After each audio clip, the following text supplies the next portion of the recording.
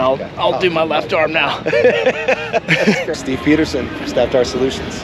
At the Ryder Cup, I was thinking we could walk up there, but that speaker's blowing that way. My brain's not working fast enough. I don't like 8 a.m. rounds.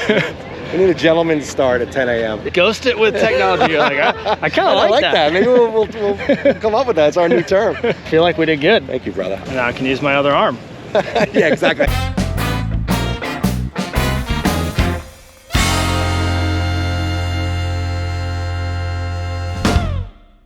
Thank you for having me here, first of all, at the Ryder Cup.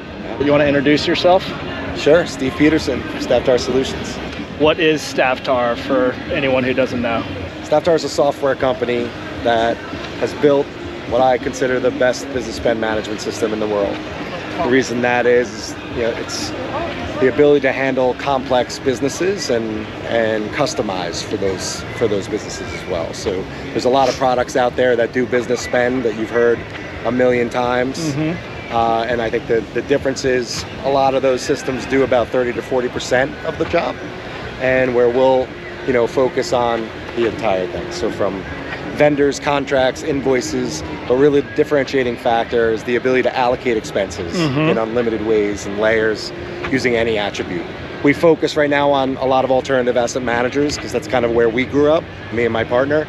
But really it's relevant to anyone that pays bills and allocates expenses. So an example with a client in the space you just referenced, how are they engaging with y'all to use the software? Like, what's the biggest use case you're seeing for them? Yeah, I mean, typically we're talking to COOs and CFOs to start, and it's a lot of the PE firms and the hedge funds. You'll have money that you're spending, and you need to allocate that down to legal entities, to strategies, to deals, to departments, to users, to portfolio management teams. So that used to be done in Excel with a lot of people. And with StavPay and our flagship product, it just allows you to do that with really, a limited amount of people and fully automated. Got it. Invoices come in, they get scraped, and all the data, is taken off of it. It automatically goes into workflows for approval. The math is done, allocate based on net asset value of the funds or cost of a deal or, time spent. And then all the math would go through workflows for approval, and then we'll book entries into general ledgers and banks and wire platforms all right from there. So it's like a super subledger of your funds and your management company, but also it's a digital worker that does a lot of what typically had been done in Excel with people. How'd you get started with the platform? The name of the company, Stavtar, is a combination of Steve and Avtar. My partner's name is Avtar. I was CFO of TPG Axon, and he was head of application development. So, like most startups and funds, you start building processes with people in Excel, and ultimately then you go and sit with the technology team that will help you automate those roles, and that Avtar was the best. So we built, along with our colleagues there, a lot of workflow tools and things that would integrate downstream into other systems we were using. It was phenomenal. We had like a platform where you could really see everything that we did. And he was building that for and he y'all. built exactly him and his team, and it was awesome. Obviously a great person to work for. We worked for a guy named Dinakar Singh, who was the CEO of TPG Axon, and I mean, he was just an amazing person in terms of, you really never gave budget constraints. It was more about build us the best infrastructure in the world, and so it allowed us to do a lot of learning, making mistakes, but never really huge trouble with that. So it was great. For the job function though too, right? It wasn't at this stage yet. Correct. To try to start your own business. This was just for my job, right? To automate my role better and to do things a little bit easier for us and the team. Right. Exactly. So, so after I was there for 9 years, I left in 2014 to become CFO of Hudson Bay Capital, which at the time was a $2 billion multi-strat, multi-PM model fund. And really they had, they'd started their life cycle as a family office and then took outside capital, did really well. And they looked up and they saw that they were, $2 billion fund, and they had outsourced their entire infrastructure to their admin. So they wanted some people to come in and build out an infrastructure. First day on the job, my boss said, we don't have one place where we can go and see what it takes to run this business across the enterprise, the funds, the manager, the family office. And I said, well, don't beat yourself up. That's pretty typical across most, firms. Right. So we're bifurcated between the funds and the management companies, separate teams, separate general ledgers. I said, but most importantly, we're just too complex to fit into any of these systems that are out there for us. I said, what we can do is build a software that sits above all other technology that will capture, house, and manage our vendors, our contracts, our invoices, and give us the ability to allocate those expenses in unlimited ways and layers using any attribute. I said what it will do is institutionalize our process immediately. It will digitize all of our data. It will give us the ability to take a $1 spent and slice it and dice it in all different ways so we can really understand our business better. Anyway, they loved the idea. They didn't love the price tag of building it. So I called a bunch of CFOs. I said, tell me, how are you doing this? What products are you using? And I heard a lot of really bad stories. So, a lot of other systems that just didn't get the job done. And let's cross here. Yeah. And I didn't want to live in that world. So I called Stavtar. I said, hey, buddy, let's get the band back together. I got a great product idea that we've kind of built before. He said, oh, yeah, that sounds great. He agreed. He had 100 other ideas as well, which were awesome. We were just really riffing. And ultimately, we decided to go all in on this. So I went back to my bosses at Hudson Bay. I said, listen, I'll fund it, I'll build it.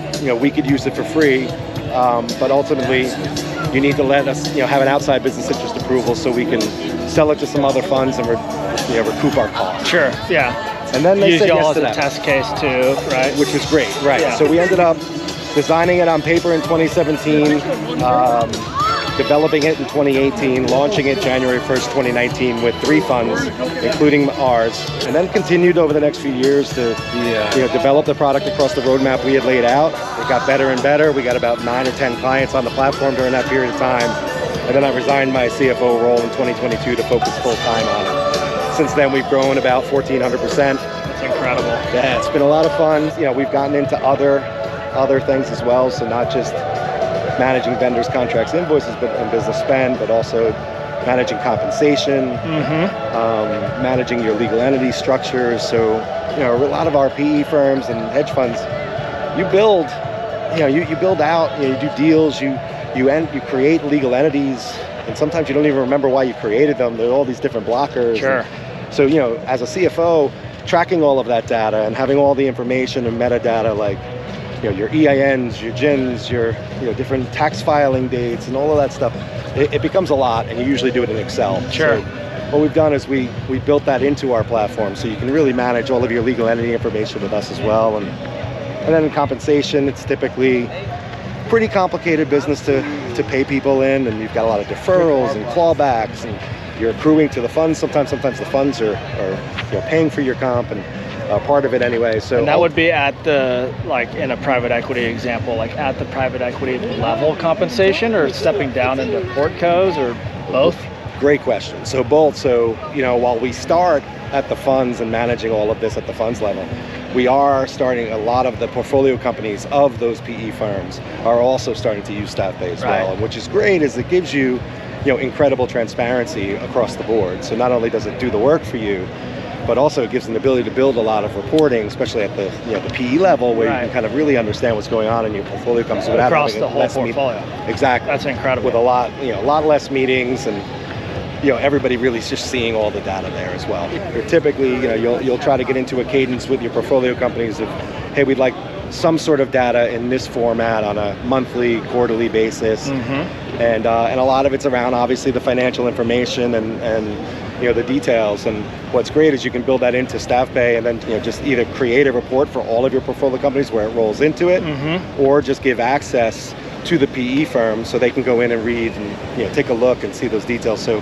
saving the CFOs and the controllers of those PE firms a lot of time and energy sending that information, answering questions and things like that. Just another fee, and also obviously enhanced transparency to make everyone feel comfortable that they know what's going on in real time. Like if you're talking to someone brand new, like a new firm, is there a size that it makes sense for anyone to participate, for y'all or for them too? Yeah, good question. I mean, we get that asked a lot, and ultimately what we say is we price it commensurate to value add. So what that means is, there are going to be all different shapes and sizes of people that Sure.